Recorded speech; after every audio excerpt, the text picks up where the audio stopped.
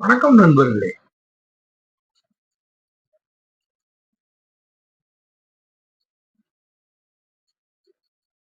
இப்போ இந்த இடன் அறிதல்ங்கிற அதிகாரத்துல முதல் குறளை நாம பார்த்துட்டோம். இரண்டாவது குறள். இரண்டாவது குறள் வந்து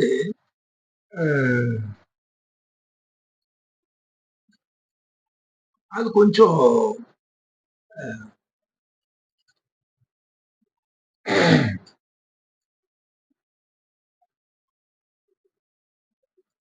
கொஞ்சம் ஒரு நுட்பமானது.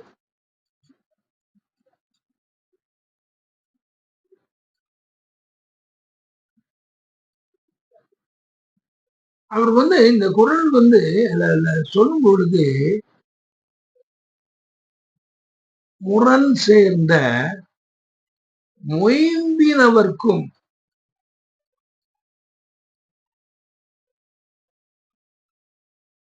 முரண் சேர்ந்த அப்படின்னாச்சுன்னா நீ என்ன அர்த்தம்னா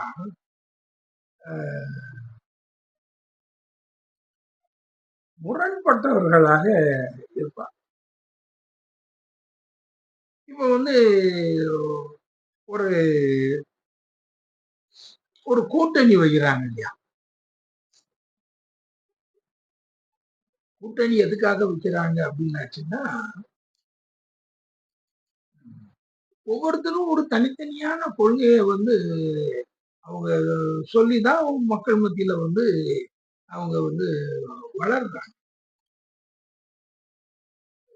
இவருடைய 67 வந்து அண்ணா அவர்கள் வந்து ஒரு பெரிய கூட்டணியை உருவாக்கும் போது அப்போ அவங்க வந்து என்ன நினைக்கிறாங்க அப்படின்னாச்சுன்னா இந்த தனித்தனியாக நாம வந்து போராடுறோம். திராவிட முன்னேற்ற கழகம் தனியா போராடுது. அப்போ வலது கம்யூனிஸ்ட், இடது கம்யூனிஸ்ட், சுதந்திரா பார்ட்டி, ராஜாஜியுடைய சுதந்திரா பார்ட்டி இப்படின்னு சொல்லி எல்லாருமே வந்து அவங்கவுங்களுக்குன்னு ஒரு கொள்கையோட வச்சு இருக்காங்க. ஆனால் அண்ணா வந்து அந்த நேரத்துல நினைக்காரு. அவர் வந்து 57 தேர்தல்ல வந்து அவங்க வந்து கொஞ்சம் சீட் வின் பண்றாங்க.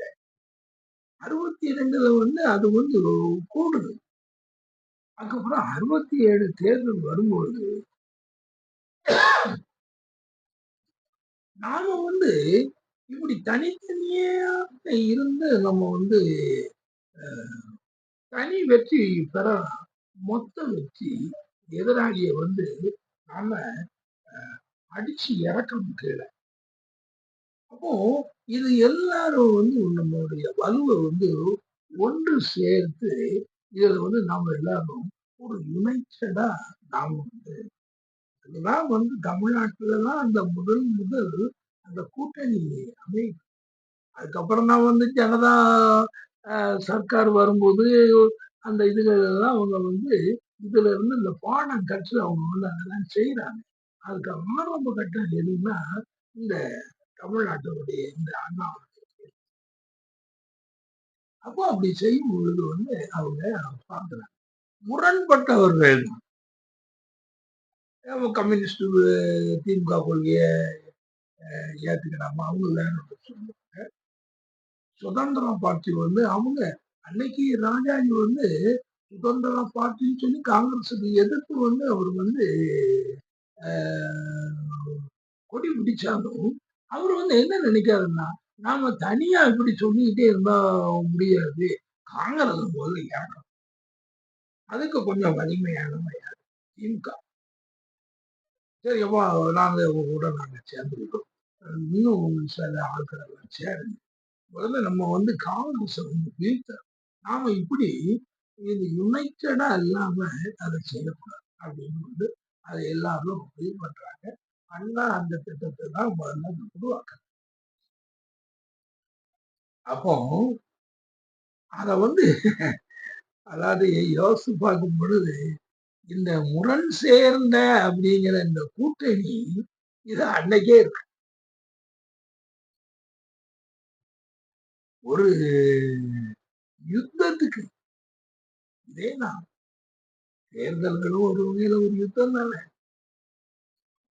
ஆக வள்ளுவர்கிட்ட என்னதான் இல்லைன்னு முரண் சேர்ந்த கூட்டை முரண் சேர்ந்த மொயம்பினவர்க்கும் முரண் சேர்ந்த மொயம்பினவர் அப்படின்னு சொல்லாச்சுன்னா அவங்க வந்து அந்த ஒரு பகைவர்கள்னே கூட வச்சுக்கிடாங்க.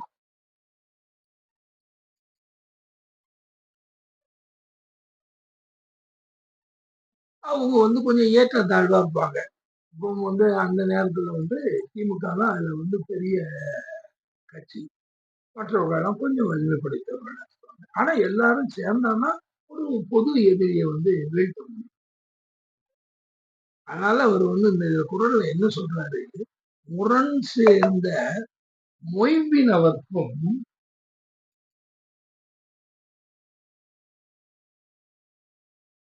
அரண் சேர்ந்து அரண் சேர்ந்து ஆக்கம் பலவும் தரும். அதாவது யுத்தத்துல வந்து நீங்க வந்து போகும்போது குறைஞ்ச வலிமைப்படுத்துறவர்கள் எல்லாருமே வந்து அதுல வர்றாங்க அப்படிங்கும்போது அந்த பங்களாதேஷ வந்து நாம வந்து உருவாக்கும் பொழுது நாம வந்து அந்த பங்களாதேஷுக்குள்ளே வந்து முக்தி பாகினி அப்படிங்கிற அந்த ஒரு அந்த அந்த நாட்டுக்கு பங்களாதேஷ் மக்களாகவே உருவாக்குன ஒரு எதிர்ப்பு படை அவங்களையே வந்து நம்ம வந்து நம்முடைய இந்திய ஆர்மி வந்து அவங்களையும் அதுல துணை மற்ற சில வேலையும் வந்து அவங்க வச்சிருக்காங்க. அதைத்தான் வந்து வள்ளுவர் சொல்றாரு, மொய்ம்பி நபருக்கும் அரண் சேர்ந்து அரண் வந்து அத பாதுகாப்பு இருக்குல்ல, இது வந்து மொத்தமா சேர்ந்து எல்லாரும் கைகோர்த்து ஒரு இடத்துல வந்து நின்று அந்த அரணை வந்து அந்த படைக்கு எதிராக பெரிய அரணாக நின்று அதை வந்து தோற்கடிக்கிறது அந்த எதிரி படை. அப்ப இந்த மாதிரி வந்து இந்த முரண் சேர்ந்த மொயம்பினவர்க்கும் இப்படிலாம் வந்து இருந்தாலும் கூட அரண் சேர்ந்து ஆம் ஆக்கம் பலவும் தரும். நீங்க இவ்வளவு வித்தியாசங்கள் இருந்தாலும் இந்த அரணை பொறுத்தவரை வந்து பாதுகாக்கக்கூடிய அந்த இதுல வந்து நீங்க வந்து சேர்ந்து அத கை சேர்த்து அவங்க எதையும் வந்து நம்மளை வந்து தகர்த்து போயிடாத அளவுக்கு பாதுகாப்பை நாம வந்து உருவாக்கி வச்சிருக்கோம்.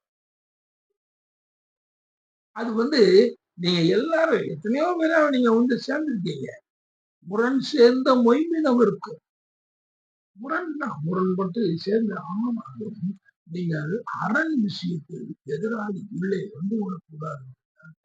சேர்ந்து நீங்க அது இருந்தீங்கன்னா ஆக்கம் பலவும் தரும். இது வந்து நம்ம நேரடியாக வந்து இந்த பயன்களை எல்லாம் நம்ம வந்து அந்த தீர்ப்புல இருந்தால்தான் அதை வந்து செய்ய முடியும். அந்த ஆட்களை வந்து போன வெளியில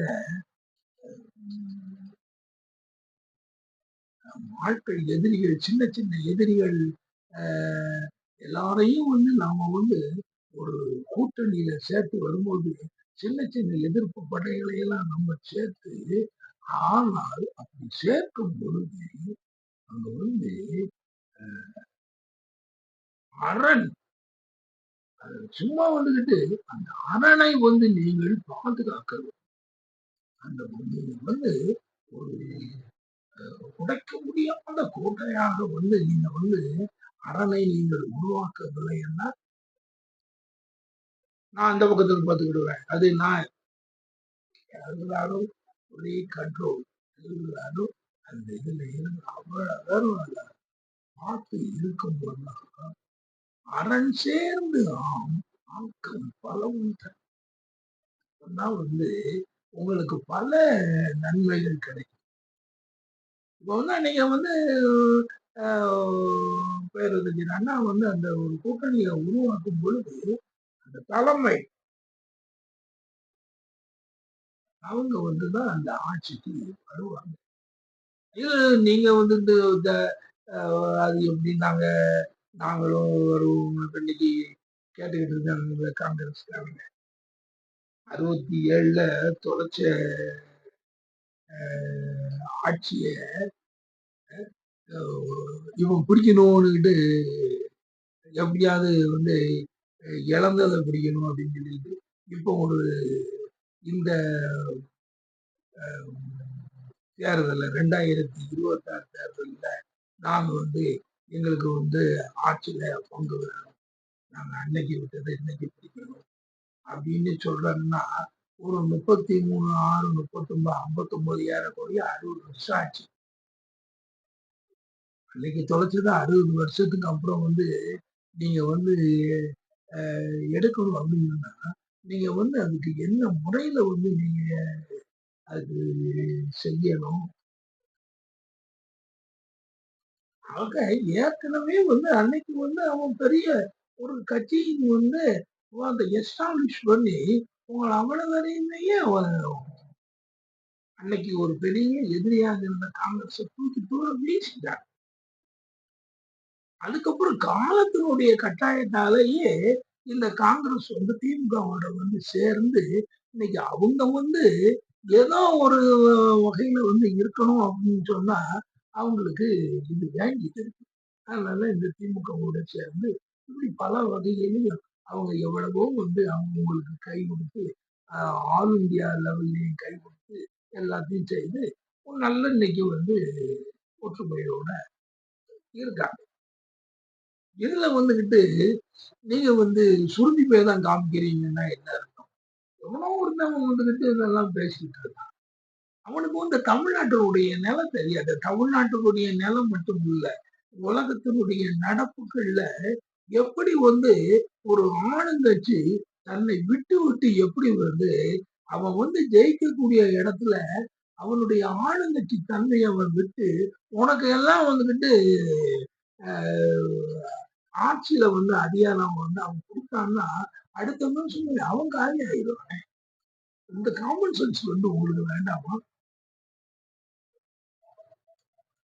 அதெல்லாம் வந்து எதுவும் கிடையாது. சோடங்கர் சாடங்கர் அப்படி இப்படின்ட்டு என்னெல்லாமோ பெயர்களோட அந்த காலத்துல வந்து இந்த எத்தனையோ நூற்றாண்டுகளுக்கு முன்னால அந்த வடக்க இருந்து பெரிய பெரிய ரிஷிகள் மாதிரி அவங்களுடைய பேர்கள் மாதிரி சோடங்கர் அப்படி இப்படின்னு சொல்லிட்டு யாரெல்லாமோ வந்து இங்க குற்றப்புறுதி பண்ணி அதை ஏற்றுக்கிட முடியாது. நாம வந்து என்ன நிலையில இருந்தோமோனா அந்த நிலையில தான் நம்ம இருக்க முடியும். ஆட்சிக்கு அதிகாரத்துக்கு நம்ம வரணும் அப்படின்னு நாம நினைத்தோம்னா நாம அதுக்கு வந்து நம்ம அதுக்கு வந்து தனியா வந்து நம்ம உழைக்கணும்.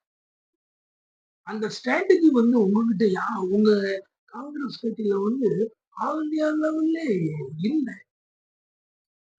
நீங்க வந்து நோகாம நொங்கு திங்கணும் அப்படின்னு சொல்லி நீங்க நினைக்கணும்.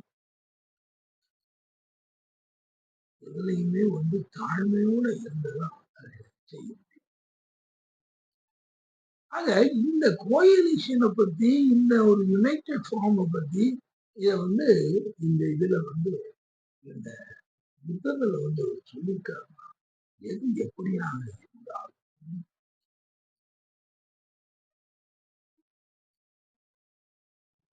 இந்த முரணாக உள்ளவர்கள் சேர்ந்தாலும் அவர்கள் வந்து அரணாக நிற்கிறார்.